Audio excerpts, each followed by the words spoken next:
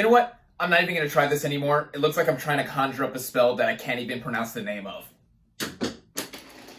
What is up, everybody? Random man here. I hope everyone out there is continuing to stay safe and be well during this unpredictable time, as I am here bringing you my review for Tár.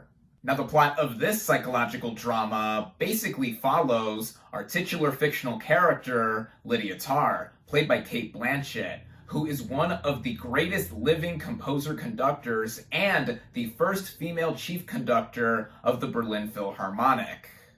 Going into this movie, I was definitely looking forward to seeing it. For one thing, it has received copious critical acclaim out of the various film festivals it has premiered at, starting with Venice last month. It is also the third film by writer, producer, director Todd Field, his first in over a decade and a half, since 2006's Little Children. Now, many may recognize him earlier in his career as an actor. He appeared, for example, in 1999's Eyes Wide Shut. That film's director, Stanley Kubrick, was a mentor of Field, and he would similarly go on to become an actor's director with behind-the-camera work like the aforementioned Little Children, which would score Kate Winslet and Jackie Earle Haley acting Oscar nominations. Speaking of that too, one other big reason I was looking forward to seeing Tár was for the much talked about performance at the center of it all from Cate Blanchett, who actually won the Volpe Cup for Best Actress at Venice where it premiered, and the film itself was also nominated for the Queer Lion and the Golden Lion. So all that pulled together really had me looking forward to it. Now it has received a wide release, at least here in the US, this weekend, and luckily for me, I was able to head out and see this thing in theaters where it is only currently available. Starting out with the cast and their performances, we have Cate Blanchett as Lydia Tár. Now, Blanchett is one of my favorite actresses working right now. Debatably the best, or at least among the best, in film. And here, giving a central performance that really has the movie be all about her character Tár specifically, it would be little debate in my mind if this could now be considered the best performance that she has ever given. This isn't just recency bias talking here, as looking at her layered body of work, already having received 2 Academy Awards in the past, this is a character who is so complex and complicated. On the exterior, Tár is a highly accomplished individual in the world of classical music, being also one of the world's few EGOT winners in the context of the narrative, and just being on top of her game when it comes to composing and conducting. On the interior, that is where a lot of the complicated and complex nature of her character lies, with what she is struggling with in order to maintain power that she has and the influence that she has in the industry within music, and with how she balances her home life and work life, all broiling together to make for someone who is in just about every scene of the film and literally the movie belonging to Blanchett. Aiding Blanchett here is a significant supporting cast, which does include Noémie Merlan, who gave a terrific turn in Portrait of a Lady on Fire a few years ago as Francesca, Lydia's attentive assistant who offsets a lot of the weight on her employer's shoulders, but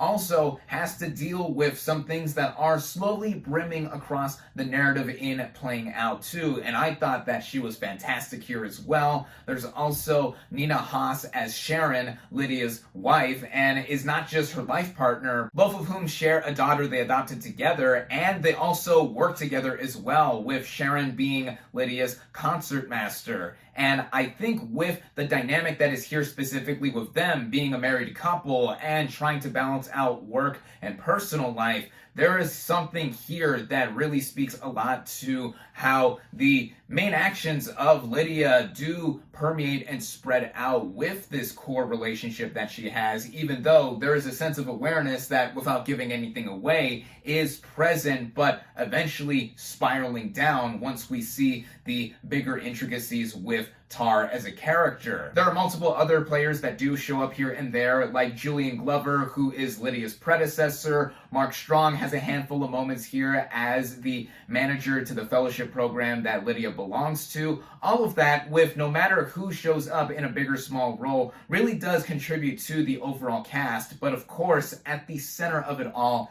is Cate Blanchett. Getting into the writing, and by extension directing by Todd Field, the way this film is set up, as I briefly mentioned, this is centered around a fictional composer-conductor, which is noteworthy to me because the film takes such a realistic approach in telling its story on such a ground level that feels like a real-world scenario in terms of dissecting a character like Tár. Then the movie begins, interestingly enough, with the end credits first, with all of the below-the-line crew being credited and shown before leading up to having Todd Field's name being shown and credited as the film's writer, producer, and director. Not only did this instantly shout out to me that, oh, this is going to be one of those films that is showing how artsy it is right off the bat, but it also was connected in how this film centers around a composer-conductor who leads an orchestra, and making a movie is in a huge way like conducting an orchestra with many moving parts and there being no small part involved, which is also said in the theater world. After that, we are then dropped into an interview sequence between Tár and Adam Gopnik playing himself in New York, and then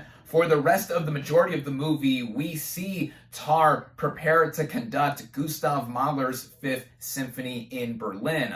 A lot more happens in between all of that, but much like how Tár is a complicated character unto herself, the way Todd Field writes this movie makes for a little bit of a labyrinth to try and decipher. In simple terms, this is not an easy movie to tackle. It's quite a challenge at points to where we see a lot play out with Tár herself as a character, and then there are other things that are left to be implied or discerned by the audience, with not every blank being filled in, which adds on to seeing how spacious the movie is in going through the mind of our main character, whether based on Tár's actions or also with herself being so absorbed in the world of classical music that she has so much influence over, and that it eventually is all getting into her head, which is also key with herself having an acute sense of sound, which does not help her sleep at night and is also seeping into what else she is going through professionally and personally. It is that down on paper and then further shown off in terms of the directing by Todd Field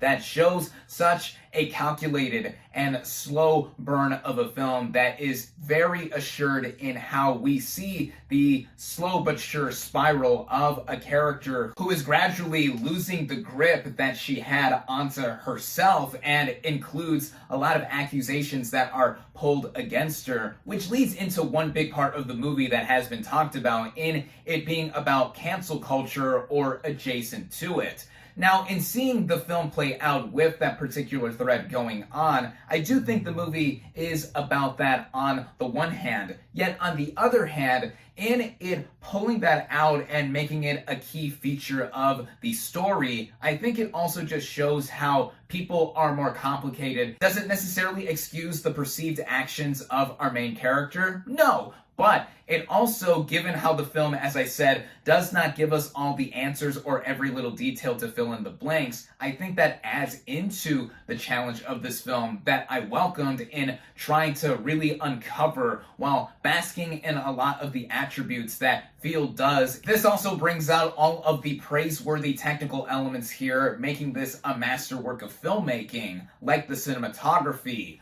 The way it is shot, it has a very sleek and slick look to it, with the color palette having hues of blue and gray that give it such a cold and distant look, much like our main character herself, despite the movie being an unraveling of her inner psyche. The way it is edited and cut together as well is also indicative of how this movie is a slow burn, and in connection with its running time, for some, this is not going to be something super easy to sit through. running at over 2.5 hours, close to 2 hours and 40 minutes. This movie is a behemoth to take in altogether, with all of the other attributes that I've mentioned in terms of how the story is told. I did notice the running time in spots to where, yeah, moments were dragging just to emphasize a certain point or just seeing a certain moment linger out. Yet, I did not mind that too much in the end because of how this movie all comes together. It is not just artsy for the sake of being artsy, as it is a searing psychological character study with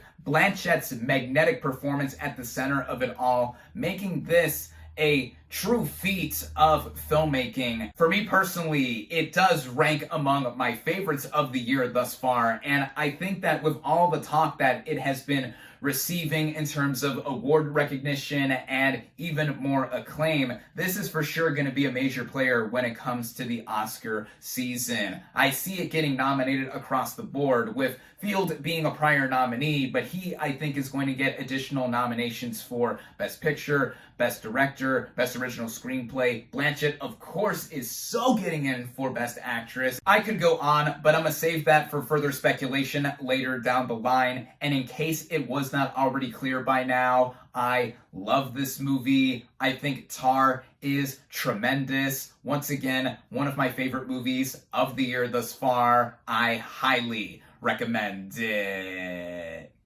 My final verdict for Tar is 4.5 out of 5 stars.